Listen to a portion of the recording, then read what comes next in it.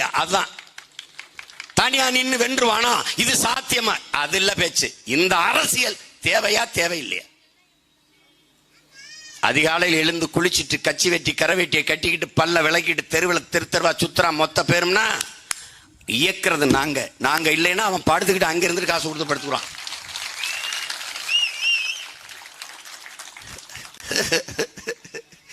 பத்து நாளா சட்டசபையில சாராயத்தை தவிர எதையும் பேசல. அது சட்டசபை கிடையாது, சாராய சபை. ஒன்னும் பேசல. சாராயம் சாராயம் சாராயம். அது நாங்கள் பெரிதும் மதித்து போற்றுகிற பெருமக்கள். எங்க ஐயா துரைமுருகன் போன்ற பெரும் தலைவர்கள். என் மேல அவருக்கு பேரன்பு, அவர் மேல எனக்கு பேரன்பு, பெருமதிப்பு, பெரும்பாசம். இதை நான் சொன்னேன்னா அவருக்கு அவரை இனிமே போய் இவங்க என்ன பண்ண போறாங்க ஒன்றும் இல்லை. சந்திக்கிறோம் ஒரு இடத்துல, எதார்த்தம் பார்த்துட்டா, டேய் போடா வாடா, டேய் வாடா, டேய் நான் கூட என்னமோன்னு நினச்சேன்டா, இப்படிலாம் வந்தவங்க கொஞ்ச நாள் பேசிட்டு போயிடுவாங்கன்னு. ஆனா நீ விடலடா, டேய் நீ விடலடா. அப்புறம் அப்புறம் விட்டுறாதரா விட்டுறாத அப்படின்னு நீங்கெல்லாம் இருக்கும்போது விட்டுறாத, போயிட்டு வரவா, காத்திருக்காங்க, நான் போறேன், என்ன போயிட்டு வரேன், சரி வர்றேன் அப்படி. ஏன்னா எங்காலு உங்களுக்கு புரியுதுன்னு, இடம் வேறையா இருந்தாலும் ரத்தம் ஒரே ரத்தங்கிறதுனால எங்க ஐயா சொல்றாரு பாருங்களேன், இந்த டாஸ்மார்க் சரகுல கிக் இல்லை, அது சாஃப்ட் ட்ரிங்க்ஸ் மாதிரி இருக்குது அப்படின்னு. ஐயா அதை கொஞ்சம் நல்ல கிக் ஆக்குறதுக்கு எலி பேஸ்ட் கொஞ்சம் கலந்து ஒண்ணுங்க. என் தம்பி துறை சொல்ற மாதிரி இந்த இது ஊமத்தங்காய் அதெல்லாம் அரளி விதை அரைச்சி போட்டால் ரொம்ப இது அது தப்பாயிரும். அது ஐயா அம்பேத்ராஜன் சொல்ற மாதிரி மறுதேர்தல் ஆயிரும்.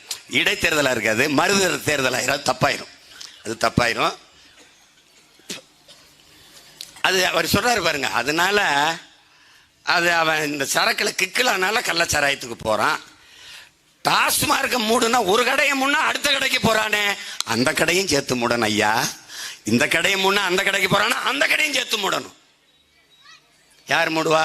இவர்கள் மூட மாட்டார்கள். ஏன்? அவர்கள் சாவியை தொலைத்து விட்டார்கள். சாவி ஆட்ட இருக்கு, நம்மகிட்ட இருக்கு. அப்ப என்ன செய்யணும்? சீக்கிரம் வந்து நம்ம தான் பெரிய பூட்டா போட்டு மூடணும்.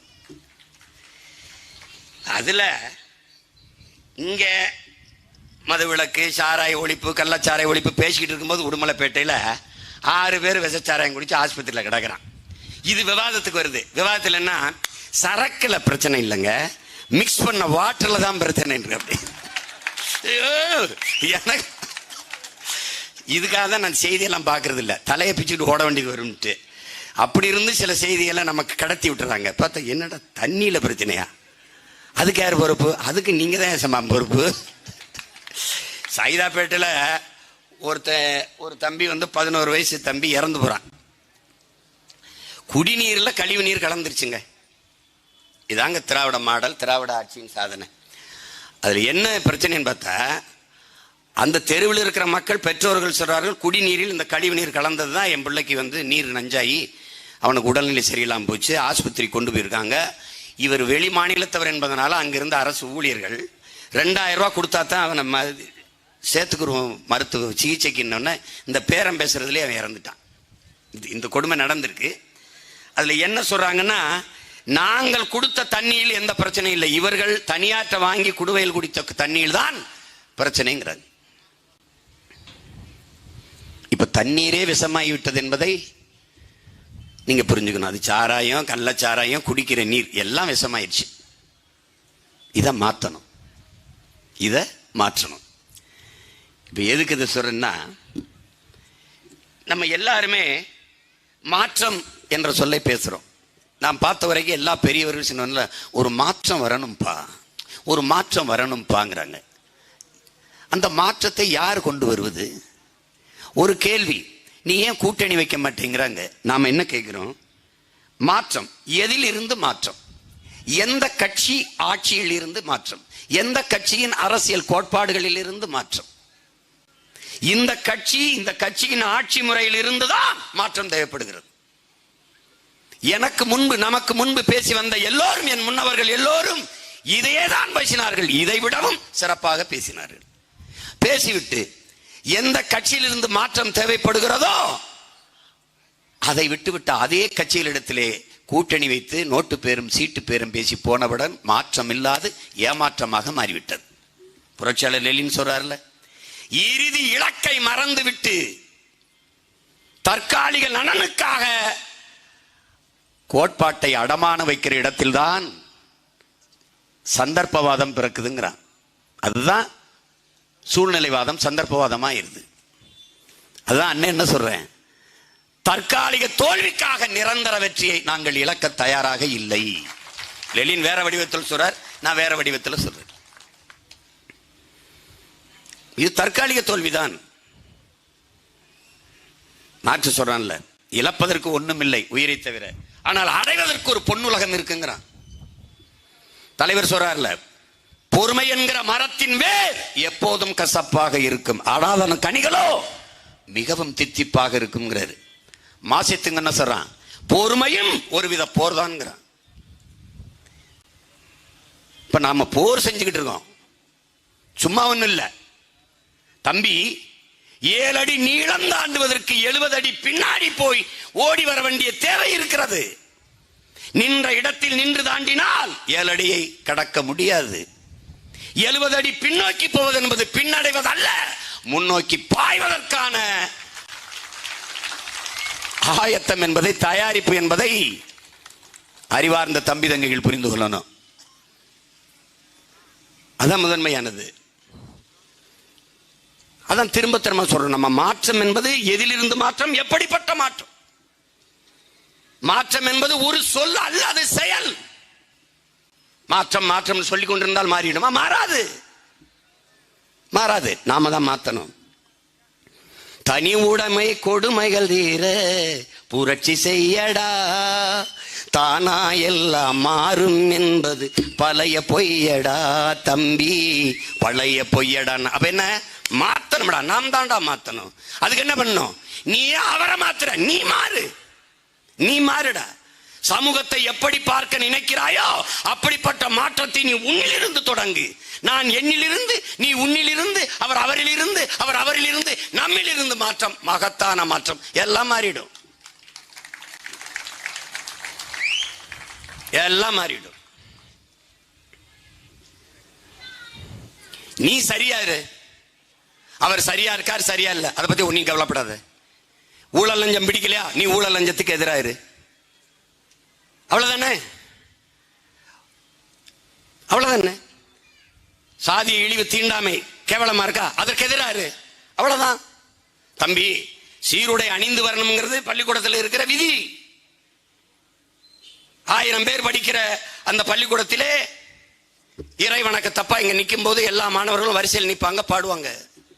அப்ப என்ன பண்ணும், ஒரு மாணவன் என்ன நினைக்கிறான், 1000 பேர் நிற்கும் போது வரிசையில் எவனுக்கு பின்னாடியாத நம்ம நின்றுதான் நம்ம சீருடை அணியாது யாருக்கு தெரிய போகுதுன்னு நினைக்கிறான் ஒரு மாணவன். அவன் சீருடை அணியல. ஆனால் அன்னைக்கு பிரேயர் ஹாலில் பார்த்தால் எல்லாருமே அன்யூனிஃபார்ம்ல இருக்கான், சீருடை இல்லாம இருக்கான். ஏன்? ஒரு மாணவன் நினைத்தான், எல்லோரும் சீருடை அணிந்து வரும்போது நான் மட்டும் சீருடை அணியவில்லை என்றால் யாருக்கு தெரிய போகுது என்று நினைத்தான். அப்படி ஒவ்வொரு மாணவன் நினைத்தான், யாருமே சீருடை அணியல. ஆனால் என்ன நினைச்சிருங்க, எவன் சீருடை அணிந்து வந்தாலும் வரவில்லை என்றாலும் நான் சீருடையோடு வருவேன் என்று ஒவ்வொரு மாணவன் நினைத்திருந்தால் மாறுதல். அப்ப என்ன, நான் சரியா இருக்கணும், அப்பதான் நாம் சரியா இருக்க முடியும். அது ரொம்ப முக்கியம். நீ அடுத்தவனை குறை சொல்லாத, அவன் சரியா இல்ல, அவன் சரியா இருக்கான். நீ ஒரு கோட்பாட்டை புரிஞ்சுக்க. பெரியார் ஒழிக என்பதல்ல நம் கோட்பாடு, பிரபாகரன் வாழ்க என்பதுதான் நம் தத்துவம். திராவிடம் ஒழிக என்பதல்ல நம் தத்துவ நிலைப்பாடு, தமிழ் தேசியம் வளர்க வெல்க என்பதுதான் நம் கோட்பாடு. அடுத்தவன் சாக வேண்டும் என்று நீ நினைக்காதே, நீ வாழ வேண்டும் என்று போராடு. அவன் தோற்க வேண்டும் என்று போராடாதே, நீ வெல்ல வேண்டும் என்று போராடு. இதுதான் நேர்மறை சிந்தனை 2 மடங்கு ஆற்றலை பெருக்கி தருங்கிறான். நீ ஏன்டா அவனை பத்தி சிந்திக்கிற, உன்னை பத்தி சிந்திர, உன்னை பத்தி சிந்தி. ஒரு பெரிய நீ அவன் நல்லா உடற்பயிற்சி செய்யறானோ, அவன் நல்லா சாப்பிட்றானோ, அதே நீ நல்லா சாப்பிடு, நல்லா உடற்பயிற்சி செய். ஒரு பெரிய பயில்வான் இருந்திருக்கான், பெரிய மல்யுத்த வீரன், பெரிய வீரன். அது என்னன்னா அவனை தோக்கடிக்க முடியாது யாரும். அப்ப என்ன பண்றாங்க, ஒரு புதிதா ஒரு மல்யுத்த வீரன் வரான், அவனை வச்சு இவனை தோக்கடிக்கணும் முடிவு பண்ணிட்டாங்க.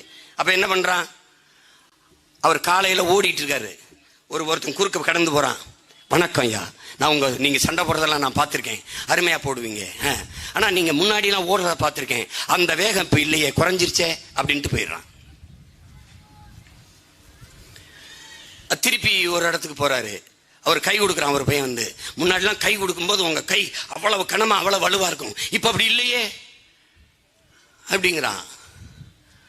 இப்படியே சொல்லி சொல்லி அவர் அவன் என்ன வீட்டில் போய், நம்ம வந்து முன்ன மாதிரி இல்லையோ, நம்ம கை நம்ம ஸ்ட்ராங்கா இல்லையா, இப்படி நினைச்சு நினைச்சு நினைச்சு அவன் பலகீனமாயிடுறான். அப்போ ஒரு சின்ன பையன் வந்து அடிச்சு தோக்கடிச்சிடுறான். அதெல்லாம் நீ உன்னை பற்றி தான் சிந்திக்கணும். அடுத்தவன் என்ன பண்றான், அதை என்ன பண்றான், இவன் என்ன பண்றான், அதெல்லாம் கவலைப்படாத. இவன் சொல்லுவான், திமுக ஒருத்தனை வீழ்த்த முடியாது அப்படின்னு. நீ ஒருத்தனே இல்லை, 100 பேரை கூட்டிகிட்டு வர, நீ எங்க ஒருத்தனா இருக்க? நாங்க தான் ஒருத்தனா இருக்கோம். நீங்க ஏன் 100 பேர் சேர்ந்து என் ஒருத்தனை குறி வைக்கிறீங்க? நான் ஒருத்தன் உங்க 100 பேரை குறி வைக்கிறேன். நீங்க 100 பேர் சேர்ந்து என்னை தான் கொல்ல முடியும், நான் உங்களை குறைஞ்சது 10 பேரையாவது கொல்ல முடியும். அப்ப எது வீரம்? இங்க அதானே. அந்த கேஜிஎஃப்னு ஒரு படம் வந்தது இல்ல, என்னடா நான் பேசுனதெல்லாம் வசனமா வந்திருக்கேன், கடைசி என் தம்பி தான் எழுதியிருக்கான். என் கூட இருந்தவன், அண்ணன் நீ பேசுனதானே எழுதி விட்டேன், நீ ஆட எழுதுன? ஆமா. அதுல என்ன வசனம் வருது, 1000 பேர் எனக்கு பின்னாடி நிக்கிறாங்கிற திமிரில் நான் நிக்கல, அந்த 1000 பேருக்கு முன்னால் நான் நிக்கிறேனுங்கிற திமிர்ல நிக்கிறேன். புரிஞ்சுக்கணும். மாற்றம்ங்கிறது வெறும் வார்த்தை இல்லை, அது செயல்ல வரணும். புரட்சி புரட்சி இப்படிலாம் சொல்லிட்டு இருக்கோமே, என்ன புரட்சி? பகத்சிங் போய் கேட்கிறான், புரட்சினா என்னன்னு.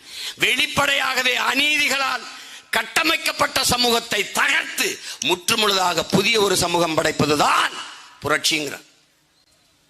அப்படி என்ன வெளிப்படையாகவே அநீதிகளால் கட்டமைக்கப்பட்ட சமூகம்? இதுதான் தெரியுது. கள்ளச்சாராயம் காய்ச்சுகிறார்கள், அது குற்றம் தெரியுது, அது அநீதி. குடிச்சு செத்து போறான், அதுக்கு 10 லட்சம், கொடி அநீதி.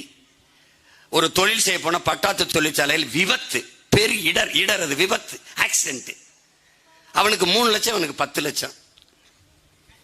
அப்ப பட்டாசு தொழிற்சாலையில் வேலை செய்கிற தொழிலாளியை விட அதை விட உயர்ந்தது சாராயம் குடிப்பது. சாகித்ய அகாடமி விருது பெற்றவனுக்கு 25,000, சிறந்த திரைப்பட விருது பெற்று வருகிற சிறந்த இயக்குனர் விருது பெற்றவருக்கு 1 லட்சம், சாராயம் குடிச்ச செத்தவனுக்கு 10 லட்சம். இப்போ சாகித்ய அகாடமி விருது பெறுவதை விட சாராயம் குடிப்பது, அவர் எழுதுறாங்க ராகவன் தலைவரை பற்றி எல்லாம் எழுதியிருக்கிறாரு, வாழ்வு மரணம்னு தலைவரை பற்றி. அதுல அவர் அந்த எழுத்தாளர் சொல்றாரு, எழுதுறதை விட சாராயம் குடிக்கிறது சரி, ரொம்ப பெருமையானதுதான் போல இருக்கு. இது என்ன? வெளிப்படையாகவே அநீதி. உனக்கு தெரியும் ஓட்டு காசு கொடுக்கிறான்னு, அங்கே ஜனநாயகம் கொலை செய்யப்படுகிறது,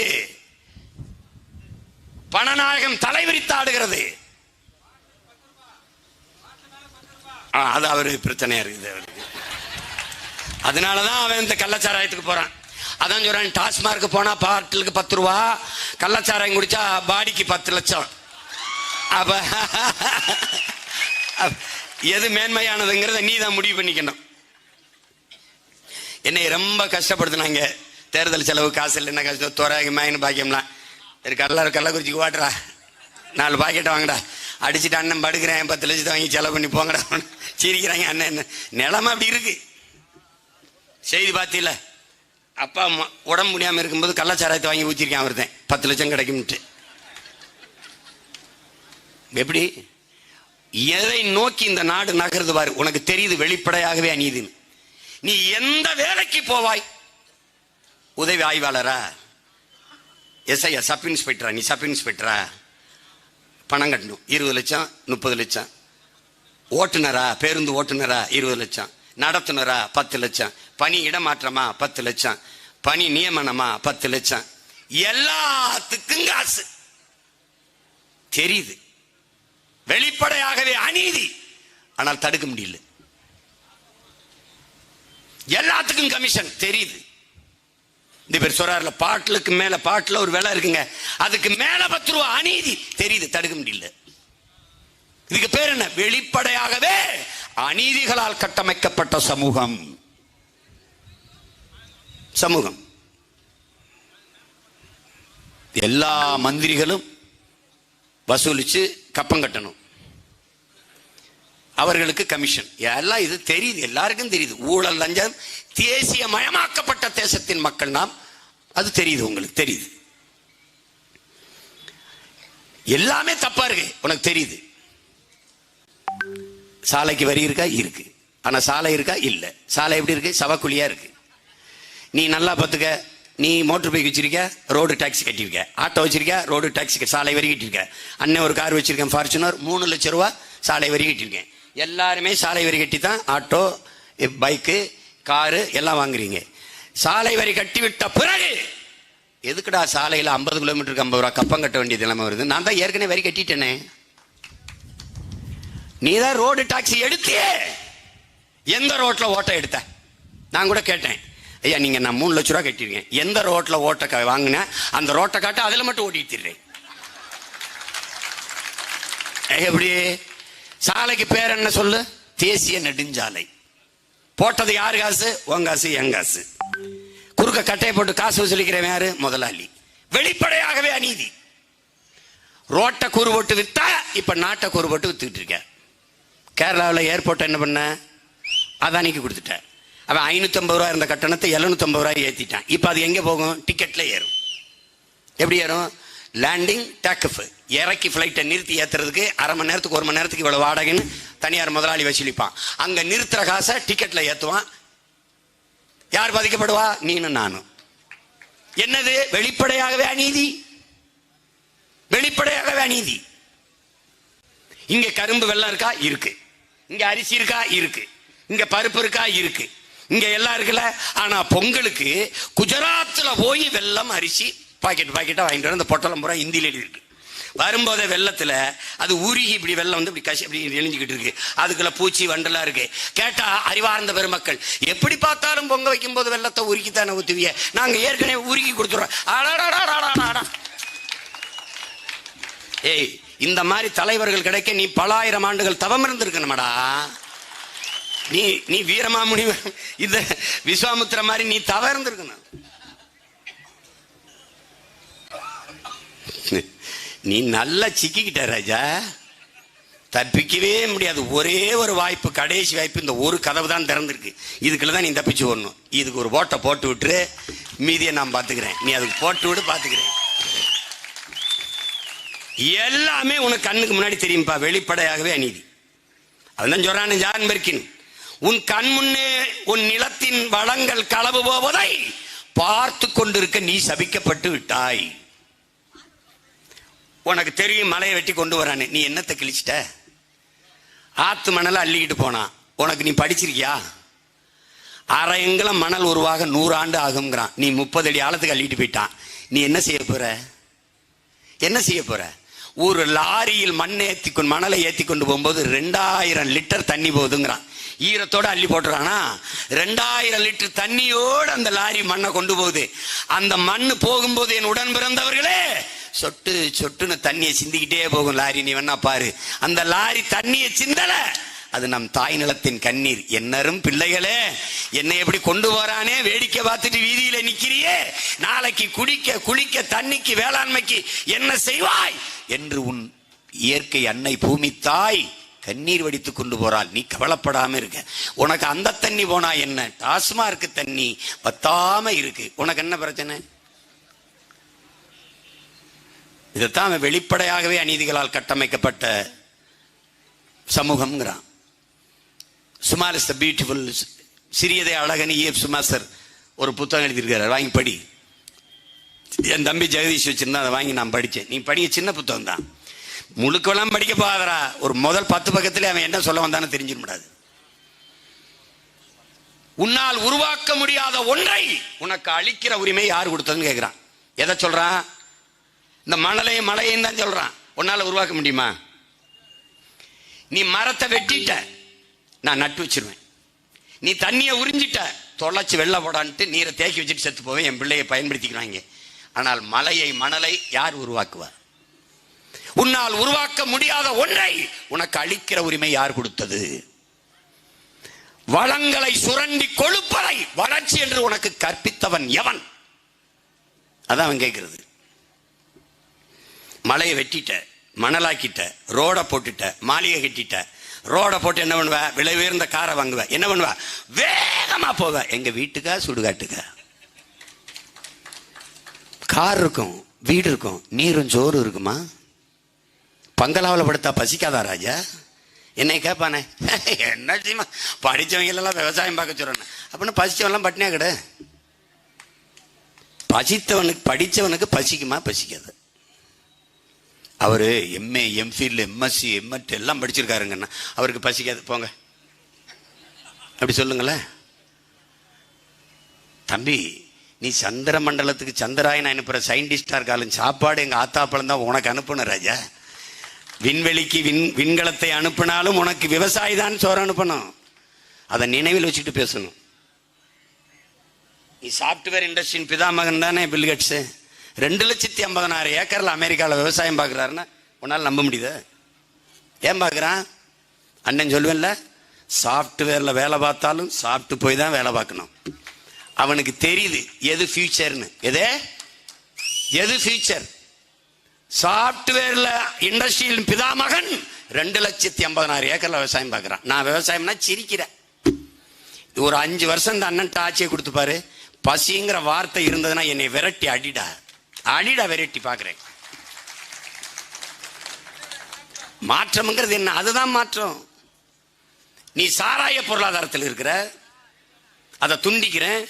மது வேணும் ஐயா சொல்றாரு பாருங்க துரைமுருகன். உழைச்சு கலைக்கிற மக்களுக்கு அவனுக்கு வந்து ஒரு இது தேவைப்படுதுங்கிறாரு. அதுதான் கல்லு, அதுதான் பனம்பால், தென்னம்பால், மூலிகை சாறு. அதை கொடு. இதை நீக்கிரு. குஜராத் பாலை வித்து 50,000 கோடி சம்பாதிக்குது ஆண்டுக்கு. இவன் சாராய் வித்து 45,000 கோடி சம்பாதிக்கிறான். ஏன் பாலுக்கு வா? நீ யாரு கேட்டா? ஆவின் பால் விக்கிறீல, மாடுங்கன்னு கேளு. பால்துறை அமைச்சர்கிட்ட கேளு. படிச்சிருக்கீல்ல? மாடு பால் விக்குது அரசு, ஆவின் பால். எங்க மாடங்கடா, மாடங்க. அப்ப அது பாலா? பால் போல ஒன்று. லெமன் ஃபிளவர், மேங்கோ ஃபிளவர் அப்படின்னு விற்பான் தெரியுமா? மாம்பழம் எத்தனை காலத்துக்கு இருக்குன்னு சொல்லு. ஒரு பருவம் 2 மாசம். எப்பவுமே மாம்பழச்சாறு குடிக்கலாம்ன்றான். அது எப்படி? அதான் மேங்கோ ஃபிளவர். அதை எடுத்து பதப்படுத்தி கண்ட கெமிக்கலை போட்டு வச்சு நமக்கு தள்ளுவான். அது மாதிரி இது மில்க் அல்ல, பால் அல்ல, பால் போல ஒன்று, மில்க் ஃபிளவர்.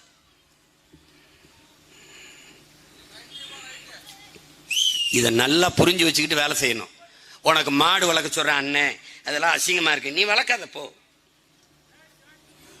நீ கோட் சூட் போட்டு, ஷூ போட்டு, டை கட்டி, கொரியன் முதலாளிகிட்ட போய் கை கட்டி, அவனுக்கு கக்குஸ் கழுவிட்டு அவனுக்கு ஷூ தொடச்சிக்கிட்டு திரி.